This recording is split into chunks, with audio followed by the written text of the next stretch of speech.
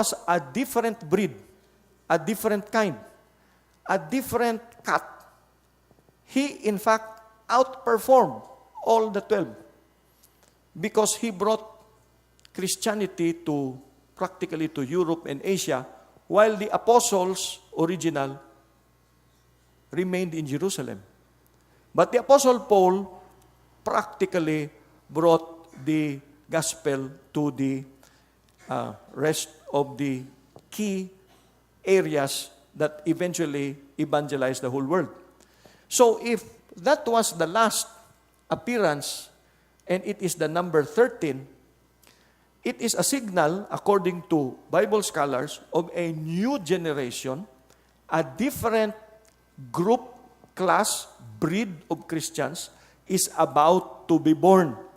They will call it the end time generation.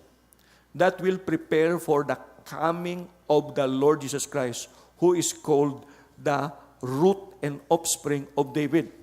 Then it is followed by the tetrad. The tetrad all fall on Jewish feast days, the first and the last.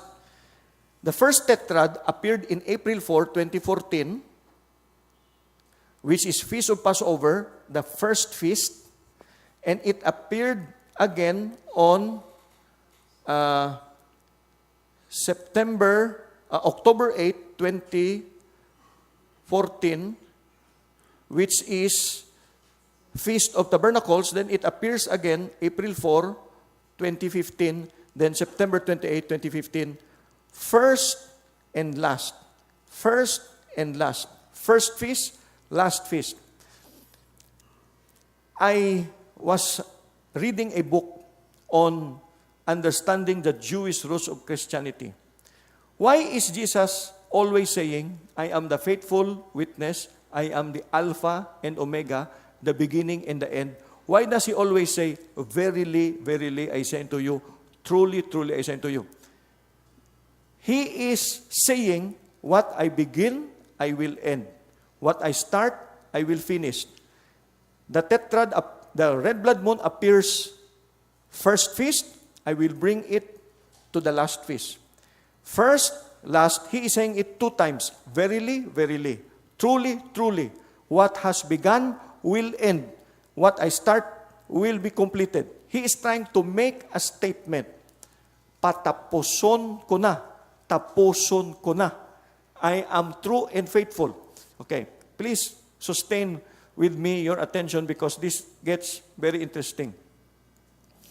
The tetrad, as announced by Joel 2:31, follows the appearance of the Star of David of July 2013. And then, it will be followed by the sign of the Virgo in September 2017. Remember, the woman clothed with the sun of Revelations chapter 12. Here is something very interesting. The Great Pyramid points to the exact location of the Virgo sign on that same day that it is going to appear. It is going to be starting in its position on September 20. Then the full Revelations 12 requirement will be accomplished September 23. But on September 20, 2017, the alignment begins to take place. That is Rosh Hashanah, which is the beginning of the Jewish New Year. We will make sense of this as we go along. But this is how it looks like from 2013 to 2018, after the Star of David. The Star of David appears here 2013.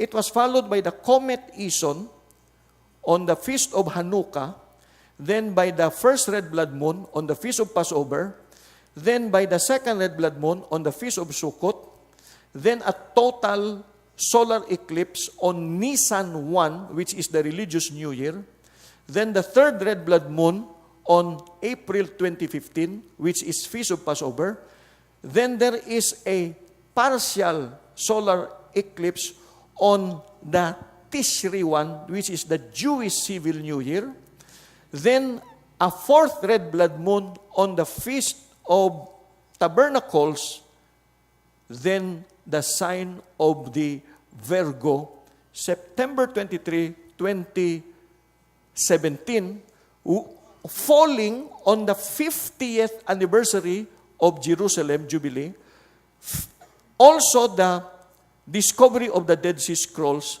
and the 70th anniversary of the UN resolution granting the right of Israel to be established as a state, and it is the 500th anniversary of the start of the Reformation, all falling on 2017. Now, here is a question. So what? So what? What do they mean? I was staying up late at night, and in my research, this is what I discovered. There has never been a time period in the entire existence of the world that there is a stellar sign that connects with Israel every year, except in the last few years. They all begin to assemble beginning the last few years, and they are now making something, they are making a statement. The stars jibe with the numbers.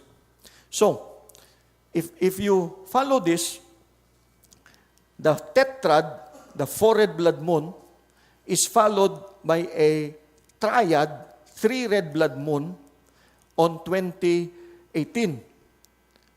But they do not fall on the Jewish feast days, but there are 3 red blood moon, and I will show you later on the amazing correlation between the number given by Daniel in the book of Revelation between the last red blood moon and the something that happens after that in the sign of the Virgo. This is how it looks. From the red blood moon of April 2014 to the red blood moon of October 2014 are 178 days. The third and fourth red blood moon are separated by 178 days, and they all flow from 2014 to 2015, and they are beginning to provoke an interest because the scholars are beginning to wonder, where do we begin to count the 7-year tribulation period? I will give you the theories that they have. I'll give you what they think. But here is the reason why I am taking this up with you. Because in Ezekiel 33 verse 6, the watchman has a duty. If the watchman sees a sword coming and he does not blow the trumpet so that the people are not warned, and the sword comes and takes any one of them, that person is taken away in his iniquity, but his blood I will require at the watchman's hand. The Negros Island House of Prayer is a watchman. We are watching. Sometimes we do not know everything that we are watching. But we see something very strange. The numbers are assembling and aligning with the stars. They are meeting in a certain date. And we sense that something is cooking.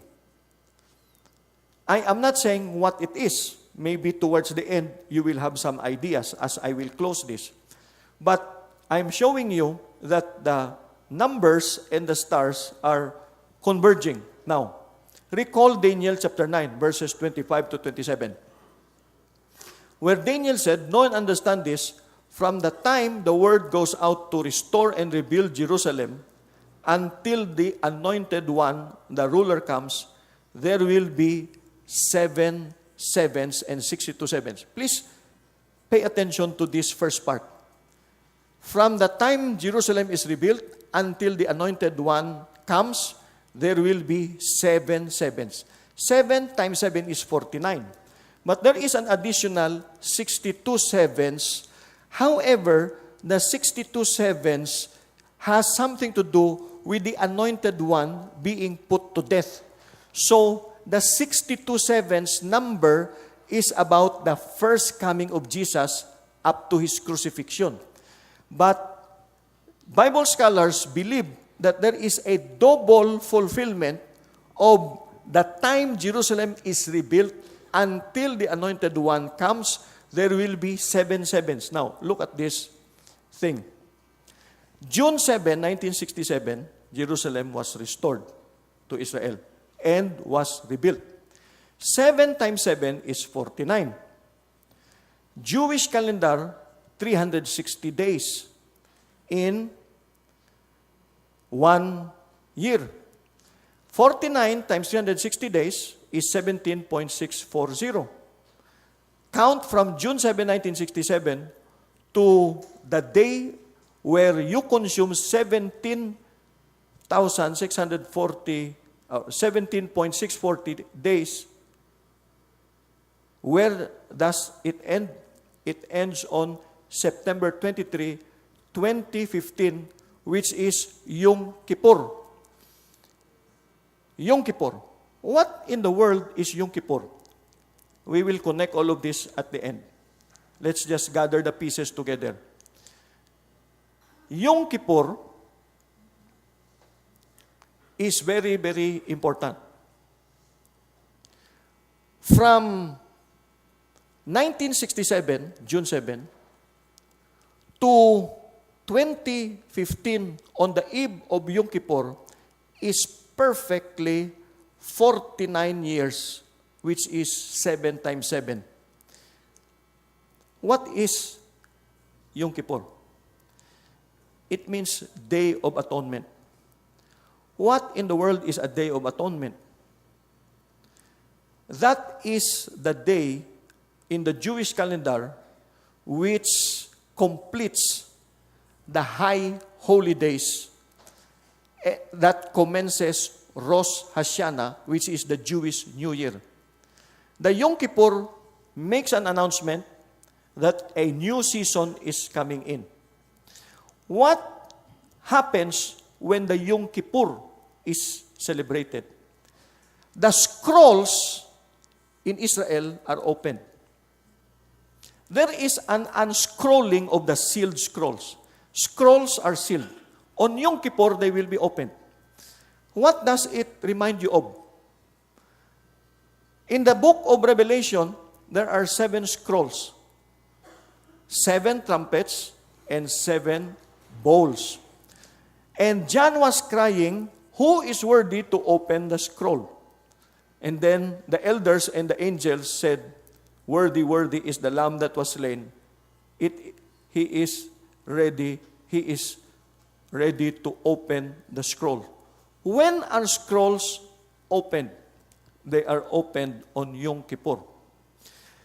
Please follow with me the seemingly scattered but related events. A Star of David appears in 2013.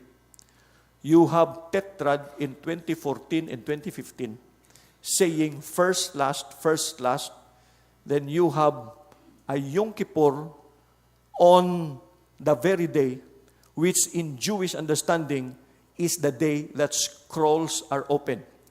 When scrolls are opened, the 4 horses of the apocalypse begin to